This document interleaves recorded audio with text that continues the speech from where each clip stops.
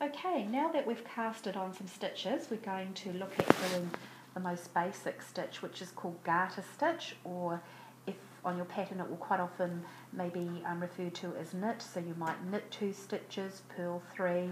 to form patterns, but this is usually if they want you to knit a full row, they'll call it garter stitch. So it's very similar to our cast on that we just learnt. So what we're going to do is just move up a little bit the first stitch, and again we're going to use the right-handed needle and we're going to put it through the first stitch, and it's going to be down to form another X, and then we pull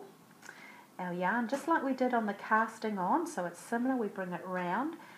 and through the middle of the X's, and then we pull it through, making a new loop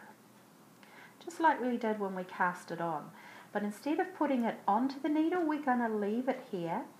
on the right-handed needle, and we're going to move our work up, and you'll get used to over time working with and moving with your fingers, but in the meantime it might be just a little tricky, but we slip that first one off that we knitted into. So that's our first stitch. So what we're doing is as we knit in garter stitch, we're transferring the stitches from the left-handed needle to the right-handed. So again we're going to go down into the loop to form an X, bring the wool round between the X, pull it through to form the new stitch, and we're going to slip it off. And we just give a little tug to tighten up the tension. Then we isolate the next stitch, and so we go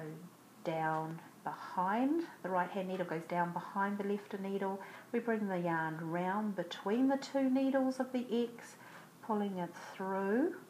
and slipping the stitch off that we've just knitted into. And we're doing garter stitch now.